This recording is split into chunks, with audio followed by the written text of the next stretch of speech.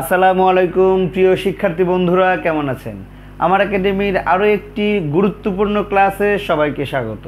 আজকে তথ্যকণিকা অর্থাৎ কিছু তথ্য শেয়ার করতে চাই আপনাদের সাথে। আজকে সবগুলো তথ্য হচ্ছে সাম্প্রতিক কিছু জিনিস নিয়ে। আশা করি ক্লাসটি আপনাদের ভালো লাগবে। ক্লাসটি না টেনে পরিপূর্ণ দেখলে আপনি অনেক কিছু আজকের ক্লাস থেকে শিখতে পারবেন।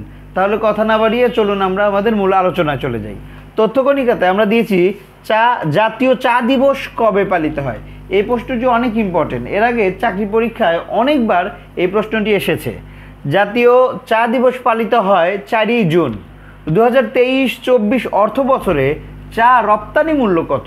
অর্থাৎ এই যে 2023-24 অর্থ বছর চলে গেল, এই অর্থ বছরে চা রপ্তানি মূল্য প্রায় 15.15 লাখ কেজি পরিমাণে ছিল। 15.15 লক্ষ কেজি। 2023-24 অর্থ বছরে চায়ের রপ্তানির পরিমাণ কত? অর্থাৎ কী পরিমাণ চা আমরা রপ্তানি করেছি টাকার হিসেবে? 35.43 কোটি টাকা। এই চা বিক্রি করে এই অর্থ বছরে বাংলাদেশ এটি আয় করেছে। এবং 2023-24 অর্থ বছরে বাংলাদেশ কতটি দেশে চা রপ্তানি করেছে? 2023-24 অর্থ বছরে অর্থাৎ লাস্ট ফিক্সেল ইয়ারে বাংলাদেশ 23টি দেশে এই বাংলাদেশের চা রপ্তানি করেছে। সাধারণ মানুষের ব্যবহারযোগ্য বৈদ্যুতিক ফ্রিজ তৈরি করেন কে?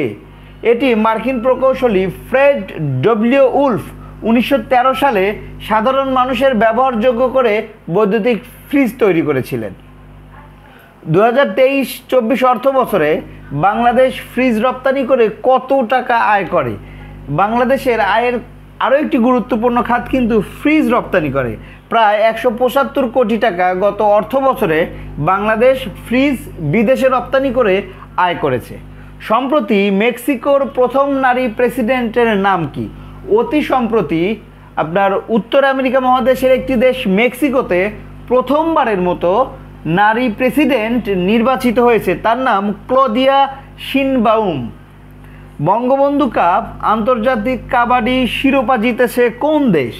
এবং এটি হচ্ছে বাংলাদেশ। সম্প্রতি অনুষ্ঠিত বঙ্গবন্ধু কাপ আন্তর্জাতিক কাবাডি শিরোপা জিতেছে বাংলাদেশ। এই ছিল আজকে আমার ছোট্ট পরিসরে তথ্যকণিকার কিছু গুরুত্বপূর্ণ আলোচনা। ক্লাসটি কেমন লাগলো অবশ্যই কমেন্টস করে জানাতে ভুলবেন না। সেই সাথে আমার একাডেমি পেজটি ফলো করে আমার সাথেই থাকবেন। ধন্যবাদ।